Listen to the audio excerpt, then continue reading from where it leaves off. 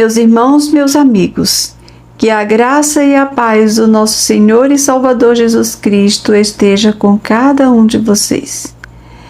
Eu quero compartilhar com vocês o estudo a respeito de lei e graça.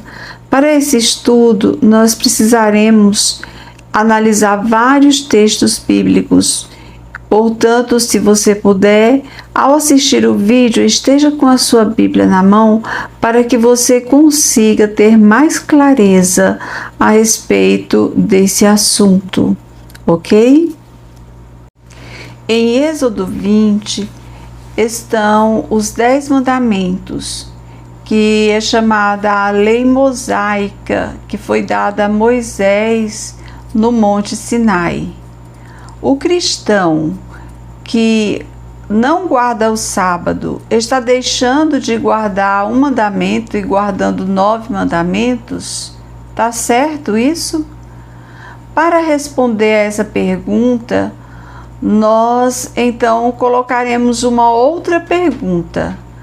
Até quando durou a lei mosaica? E a resposta se encontra em Gálatas 4, a partir do verso 4. E outros textos mais que nós estaremos lendo e analisando confirmarão que houve uma validade, que havia essa validade, para a lei mosaica. Ela foi entregue para durar até um determinado período, até que viesse a plenitude dos tempos, que se completasse a plenitude dos tempos, e nós vamos entender isso no decorrer desse estudo.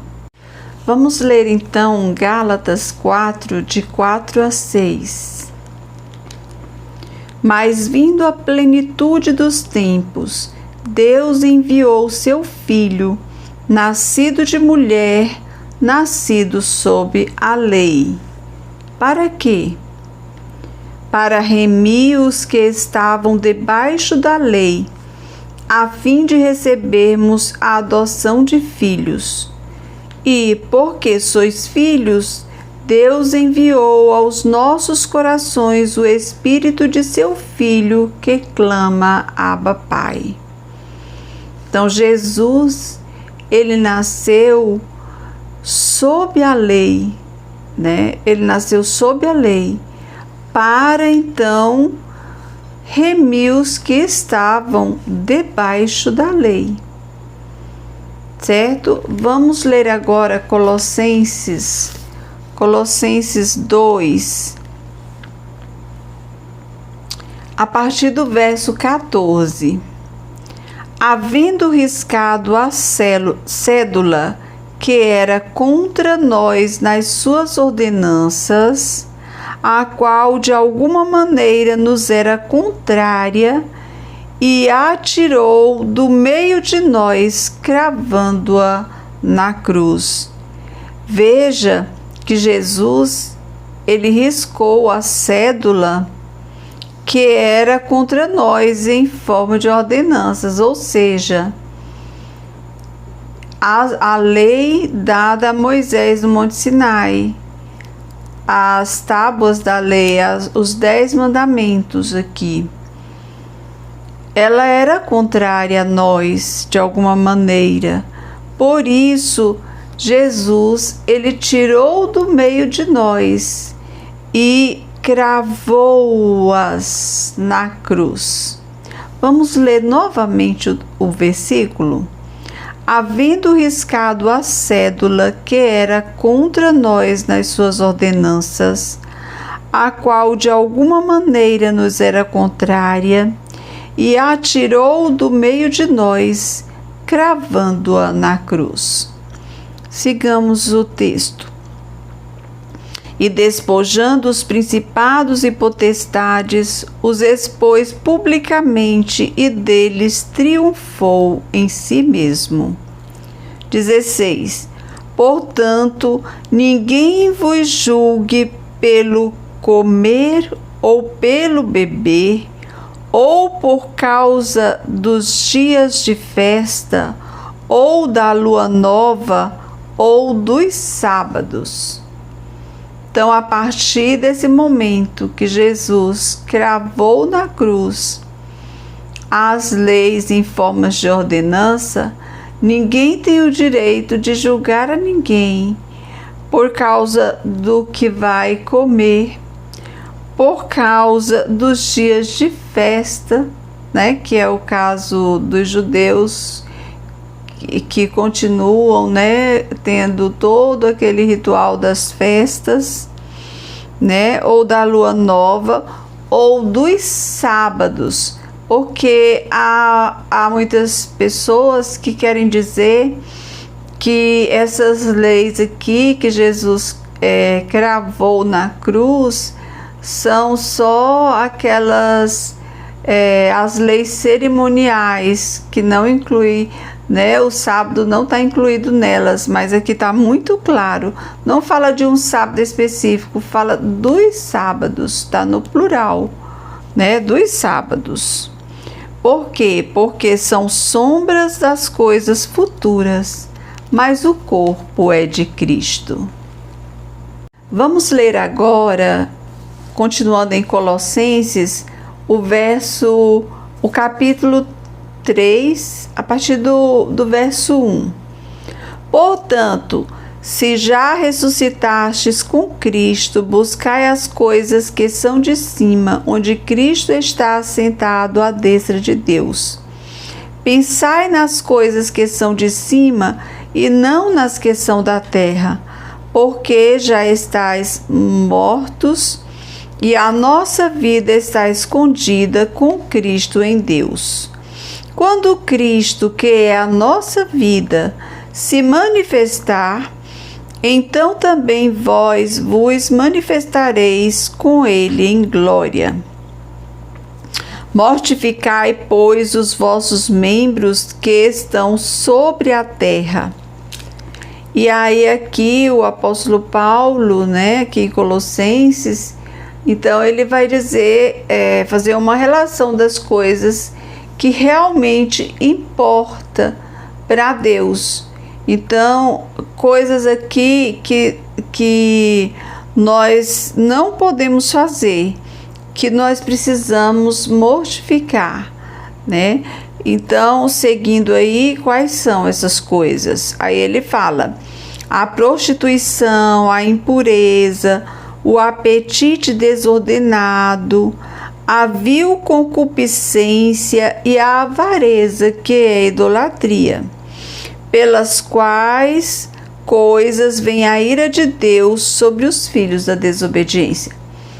Então, as pessoas que praticam isso aqui aí e não se arrependem, esses sim sofrerão a ira de Deus. Continuando, verso 7. Nas quais também em outro tempo andastes quando vivieis nelas. Ou seja, Paulo está se referindo àquelas pessoas que não tinham ainda aceitado a Jesus, né, como Salvador, e, portanto, andavam fazendo essas coisas, né? Mas agora despojai-vos também de tudo, da ira. Aí ele continua dando outras orientações. Uma vez que aceitamos a Jesus como Salvador, nós vamos também nos despojar, ou seja, abdicar, né, de todas essas outras coisas aqui. Da ira, da cólera, da malícia, da maledicência, das palavras torpes da vossa boca. Não mintais uns aos outros, pois que já vos despistes do velho homem com os seus feitos.